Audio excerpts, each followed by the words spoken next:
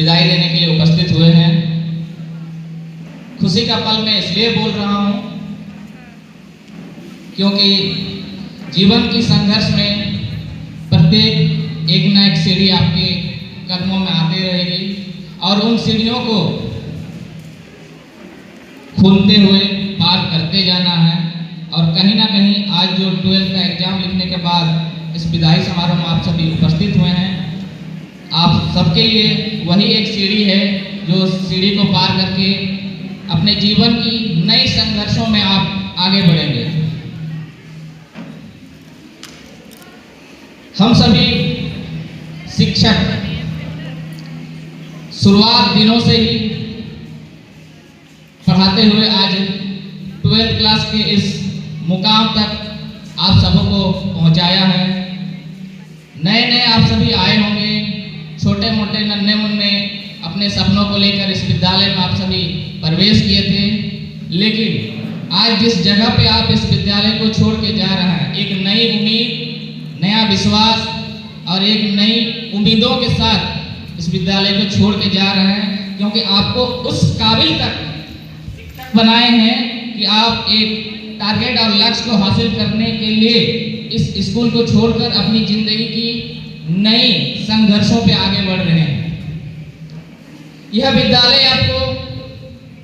किताबी ज्ञान के साथ साथ अनुशासन, मित्रता और संस्कार से परिपूर्ण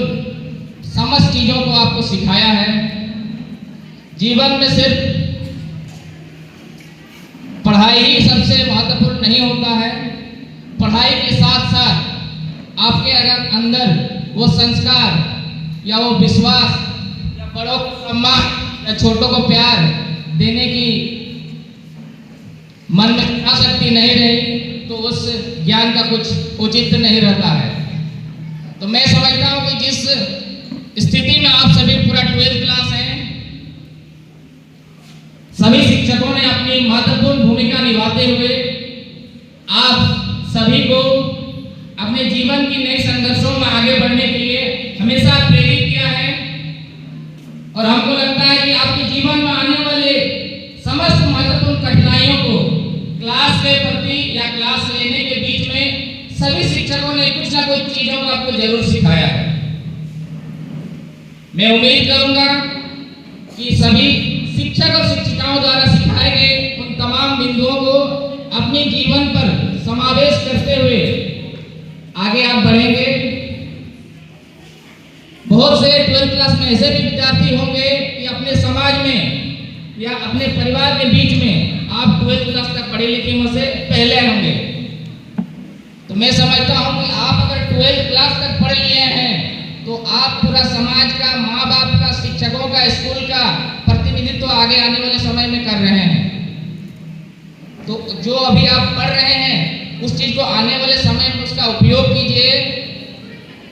दूसरी बात है कि अभी वर्तमान समय में पढ़ाई तो सब कोई कर रहे हैं, सब कोई डिग्री हासिल कर रहे हैं, लेकिन समय की जो डिमांड है, समय की जो मांग है वो ये है कि अगर पढ़ाई आप अच्छा से करो तो ही उसका कुछ वैल्यू या उपयोगिता है। मैं वैल्यू या उपयोगिता इसलिए बोल रहा हूँ कि आप अच्छे से पढ़िएगा तभी आप नौकरी के उस मुकाम तक हासिल कर पाइएगा, या अच्छे से ज्ञान हासिल कीजिएगा तभी आप उस अच्छे नागरिक बन पाइएगा। नहीं तो आप कहीं ना कहीं एक पढ़ाई तो ज्ञान करिएगा लेकिन उस तरह से आप नौकरी पाने की मजबूत स्थिति में नहीं बन पाइएगा। तो मैं सभी से गुजारिश करूंगा कि आप सभी ऐसा ज्ञान हासिल कीजिए कि आने वाले समय में अपनी माँ बाप, समाज का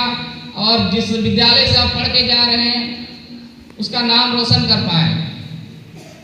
हमेशा हम लोग देखते हैं आए दिन जीवन में छोटी मोटी कठिनाई, छोटी मोटी समाज के प्रति बहुत सारी चीजें आती है। तो बहुत सारी चीजों को आपको लांघते हुए अपने लक्ष्य के प्रति हासिल करने के लिए आगे बढ़ना होगा।